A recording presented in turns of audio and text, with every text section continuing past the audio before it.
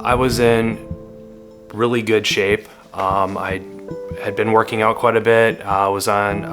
We did a really good diet, trying to get back down to a sensible weight and just kind of, feel good about myself. Things were good, and of course, lost a bunch of weight doing our diet and worked out usually 5 to 6 times a week. Daphne had already gone to the YMCA. I met her there. After my warm-up, I started in my flat run, and about 12-15 minutes into it is when all of a sudden I just couldn't breathe. It felt like I was in a shower. Everything started cramping. So I stopped the treadmill, got off, was drinking some water, trying to take some deep breaths, trying to stretch, and that's the last thing I remember. One of my girlfriends stepped out of class to go to the bathroom, and she came back in and she said, "Daphne, you need to come out now." And this is in the middle of class. And I said, what do you mean? And she said, "Kevin collapsed." And it was just chaos in the Y, just absolute chaos. And I thought, what is going on? And she said, "He's down." Thank God by the time I had gotten in there, they had already AED'd him. So he had to have been down for probably 10 minutes at that point. The first responder was already there. I just kind of broke down. People were around me trying to help me, but like I said, it was just absolute chaos in that room. I didn't have any electrolytes. I was dehydrated, and I had no potassium. But that morning, I did take a pre-workout, a full dose. I finished it in the parking lot just before I went in to start my workout. They said it was a perfect storm for causing the cardiac arrest. The multitude of the ingredients that were in there, coupled with what was going on in my body, just, I guess, caused my heart to just stop. The person on staff immediately ran over. A bystander came over and they started checking on me.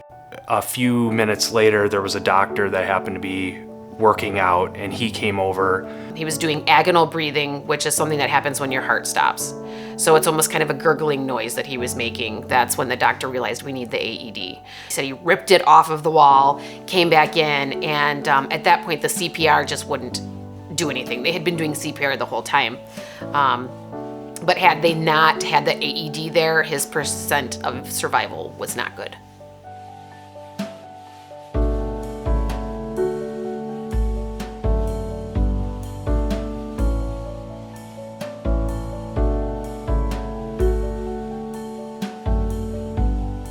I've attended training about CPR or AEDs, and you think that it's not going to happen to you.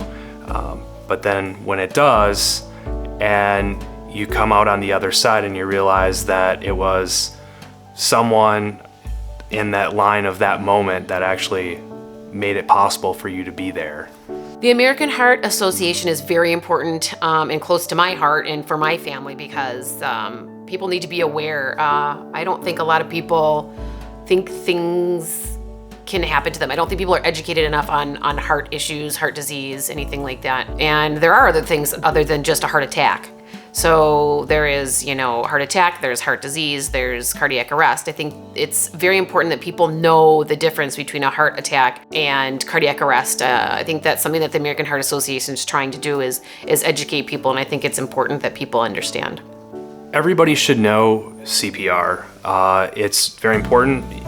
You don't know where you're going to be when somebody requires CPR, and every little bit of it helps. Having AEDs at the Y was extremely important for my survival.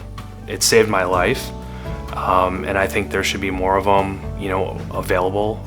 It doesn't matter your age. You can still have an event where one is needed, and if they're not there, the situation could have possibly turned out a lot different for me. The day that we came home was Good Friday, and that Sunday we went to church and we noticed the Greenville Volunteer Fire Department jacket in front of us. And I'd leaned forward and I'd asked him if he was there, and he broke down and was nodding yes.